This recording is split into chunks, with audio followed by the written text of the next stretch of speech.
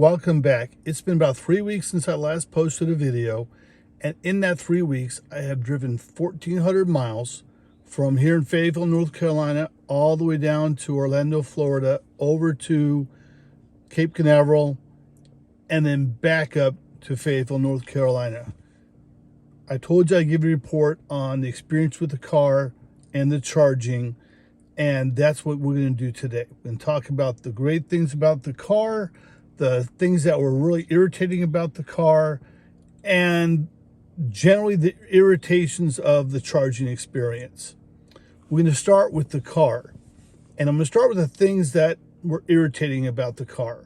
The first thing that was irritating was the automatic turning. This is what's supposed to happen when you're driving with cruise control on. You got the little green dot that shows the car in front of you. You tap on the turn indicator, the car automatically takes you into the next lane. It adjusts to the car in front of you there, and you keep moving. What I experienced frequently heading south started more often than not in southern Georgia and then throughout Florida, and then pretty much for the rest of the drive back up north. I would turn on the indicator and immediately the car would say there was an error. Instead of a green arrow showing me which way to go, it would be red and it would beep real loud, and it wouldn't do it automatically.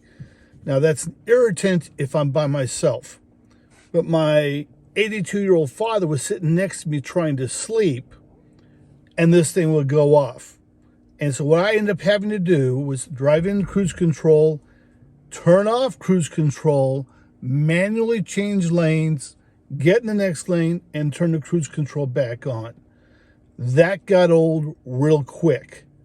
That and my center console decided it didn't want to function properly. Because when you open the doors and you go to close the driver's side, it works great. Passenger side won't close at all. You open them up, close the passenger side, nothing. Now I learned if I close the passenger side, hold it down, and then close the driver's side, it'll stay down for me. So it wasn't a complete loss. And again, it's the small part right here that was broken, and they're fixing it for me, and I'll be very happy with what they do. Otherwise, this car was magnificent. It was comfortable, it was smooth, it was quiet. It obviously helped balance out with the bumps, because there are some roads out there that aren't great, so you'd feel it. But I know, having driven it in other cars, you would feel it a lot more in other cars. The massage, which I actually have running right now, worked wonderfully as often as I wanted to. There is a seat kinetics that will run 30, 60, 90 minutes, and it will seat the seat back a little bit more, move it forward, run some massage things, and in essence, move the seat every so often just to keep you alert. It's a nice little trinket. I didn't use it all that often. I just preferred the massages. The pillow I rest my head against was extremely comfortable. And the fun part was, in the 1,400 miles of driving in this car, I probably drove less than the car drove. All I had to do is every 30 seconds, make sure I grabbed onto the wheel and let the car drive. And it was amazing how well it did. To corners, it navigated for me, and all I had to do was some slight turns here and there. So the car sold me. If I never get another car, I'm going to be happy. So that was my driving experience, 1,400 miles, and I'll go over some of the usage. I averaged 2.9 kilometers per kilowatt hour, which works out to just over 300 miles on a tank, but that includes stopping to the charging areas, stopping at night for where the hotels were, and so there was a decent amount of city driving, even on the days I was actively driving on the freeway. And in 1,400 miles, I did not see a single EQS on the road. and I did not see a single EQS SUV on the road. So that felt pretty good. That was special in driving. And of course, the valet drivers loved driving the car. And I gave them little quick tours of it. And so, once again, this car demonstrated that it is a step above all of the other cars that are currently available. There are S-Class touches of luxury that are nicer than the current EQS. I think that will be fixed over the next 3 years. But other than those small things, this car is quieter. This car clearly is less expensive to drive. And it was just an amazing driving experience. Now we talk about the charging experience.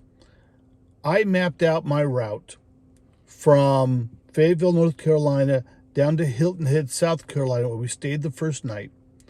And then I went from there to Orlando, because we stayed at the Disney resorts. And from there, I went over to Cape Canaveral. And then from there, went back to Hilton Head. And from there, we went back to Fayetteville. I had each of those 5 days of driving mapped out with exactly where I was going to stop at roughly 2-hour intervals and charge up so that we would never run out of energy. What I discovered was I never got above 150 kilowatt hours when I was charging. This car can take 200. I've seen it do it. But at none of the stops I made did I ever get over 150. And that was once, and that was actually at a 150 kilowatt charger. The 350 kilowatt chargers I used never got above 135. And typically they would hit 135 and then start slowing down. The ones at Brunswick, Georgia were so bad, I spent about 40 minutes trying to charge there and ended up having to go to a EVgo charging station, open an account with EVgo, and charge there. And that was consistent throughout. I found if I got over 100, I was actually happy, because 100 kilowatts was about the best over the course of a 30-minute charge, and was generally very disappointed with the power provided. Now, I was thrilled that they were free for the most part. I overstayed one charger by 3 minutes because I thought I had an extra couple minutes. And the problem in Brunswick caused me to leave one 350 charger, use a 150 charger. So I'm spending $7 for that second charge, which still wasn't enough. And with the EVgo, I spent another $7 to charge up there to get to where I needed to be. So in total, I drove 1,400 miles and spent only $15 filling the car up with the energy it needed to go. For about 4 gallons, I drove 1,400 miles. So while there were challenges, I appreciate that it was free, and I made out well. So in short, this was an amazing experience. I was thrilled with this car. I continue to be impressed. I continue to be happy. I went ahead and took the car that was available instead of waiting potentially another year or two for exactly what I wanted. And I'm really happy with the experience.